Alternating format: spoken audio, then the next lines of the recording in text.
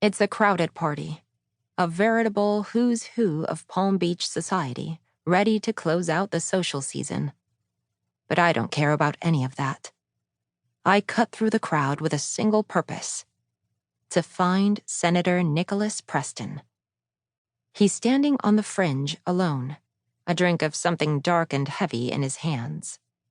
I was prepared to finagle some privacy between us, to separate him from his coterie of friends and political mates. But to find him alone like this is a blessed opportunity I can't miss. I walk toward him, and as I do, our gazes connect across the room. His eyes widen, and he takes a step forward, and he freezes, his expression changing as though he saw an apparition only to realize it wasn't real after all.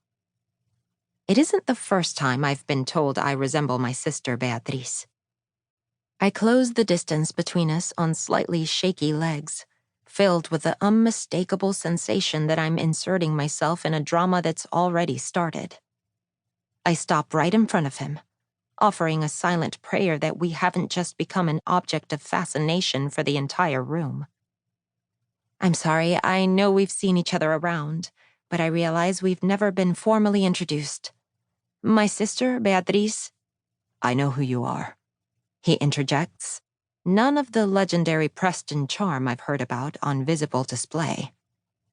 He looks a bit terrified, and he clears his throat, his gaze drifting down to the glass in his hand as though he'd like to take a swig for courage.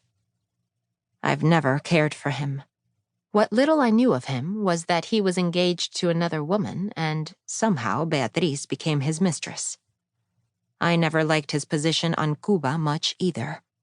His rumored closeness to the late President Kennedy, who seemingly abandoned us after the Bay of Pigs. But looking at him now, it's impossible to miss how he's changed since I last saw him. His tuxedo isn't as impeccably tailored as I remember. His body leaner than it used to be. His skin paler than it was. His eyes devoid of that twinkle that used to appear when he'd cast his gaze on Beatriz. He looks like a man who's lost a great deal, and being no stranger to loss myself, it's almost enough to make me feel sorry for him. Almost. Perhaps if we could go somewhere in private, I reply, more out of consideration for his reputation than mine. As a married woman who rarely engages with society these days, I hardly attract the sort of attention others do. But at present, Nicholas Preston is a single, wealthy United States senator with political aspirations for more, and everyone's eyes are perpetually on him. He nods, and I follow him from the room, down a hallway and into a small library just off the main wing of the house. He closes the door behind us and walks over to an elegant desk, leaning against the edge of the wood. Is Beatriz all right? He asks without preamble. I don't know.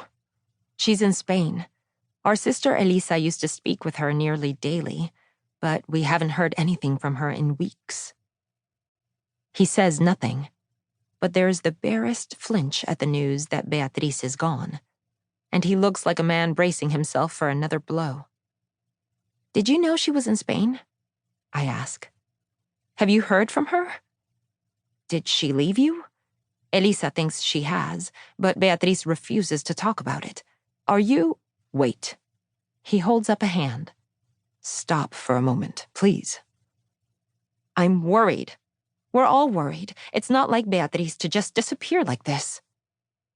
I've been worried about Beatriz for a long time now, even as she's made it clear that she wants to make her own way in the world, even as she's thrown herself into Cuban politics in exile, her determination to see Fidel Castro removed from power and vengeance won for our brother Alejandro all-consuming. Doesn't your family have a cousin in Spain? He asks. Has she checked on Beatriz? Sometimes it's easy to forget that he and Beatriz shared a life together once. That he was one of the most important people in my sister's world, if not the most important person.